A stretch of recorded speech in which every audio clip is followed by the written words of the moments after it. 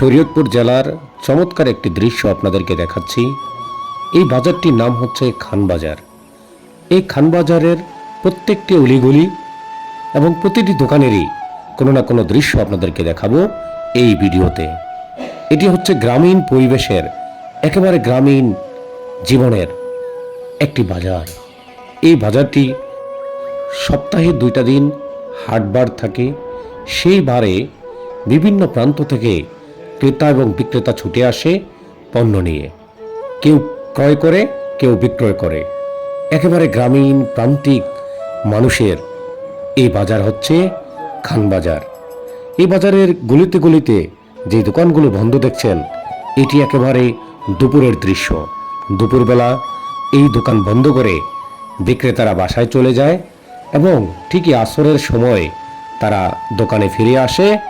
এই দোকানগুলো খুলে এবং ক্রেতা এসে তাদের বিভিন্ন পণ্য এই দোকান থেকেই নিয়ে থাকে। এমন চমৎকার একটি দৃশ্য আপনাদেরকে দেখাচ্ছি। পদ্মা নদীর একেবারেই কাছে এই বাজারটি। এই যে দেখছেন পদ্মা নদীর শাখা নদীটি দেখা যাচ্ছে, এটাই আমাদের গ্রামীণ বাজারের সৌন্দর্য।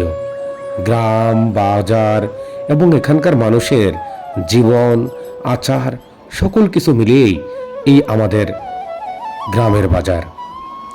এই গ্রামের মানুষ এখানে আসে নিত্য পণ্য নিয়ে বিক্রি করতে। এই যে দেখছেন কি সুন্দর দৃশ্য। যারা গ্রামগঞ্জে ছোট্টকাল থেকে বড় হয়েছেন এবং প্রবাসে কিংবা এই গ্রামের বাহিরে এখন রয়েছেন এবং এই ভিডিওটি দেখছেন, তারাই এই ভিডিওর মূল্য বুঝতে পারবেন। এই গ্রামীণ জীবনের সেই অতীতের বাল্যকালের স্মৃতি তাদেরই বারংবার মনে পড়বে। তারা ভাববে এই যে ভিডিও যা দেখছে, এ তো তাদের চোখের সামনে ঘটে যাওয়া নানা জিনিস, নানা স্মৃতি, নানা পণ্য নিয়ে এই বাজারে কত মানুষ বসতো। এই তো দেখতে দেখতে এই মানুষগুলো বেড়ে ওঠে।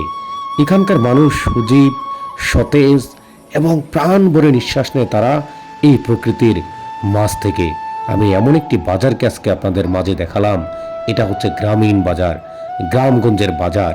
একেবারে পদ্মা নদীর একটি শাখা, এই শাখার পাশেই এই বাজারটি গড়ে উঠেছে। প্রকৃতির মাঝে সুউচ্চ একটি জায়গায় মাথা উঁচু করে দাঁড়িয়ে রয়েছে এই বাজারটি। চমৎকার এই বাজারটি শেয়ার দিয়ে সকলকে দেখার সুযোগ করে দিন। ভালো মন্দ সকল কিছু মিলিয়েই এই গ্রাম বাংলার জীবন।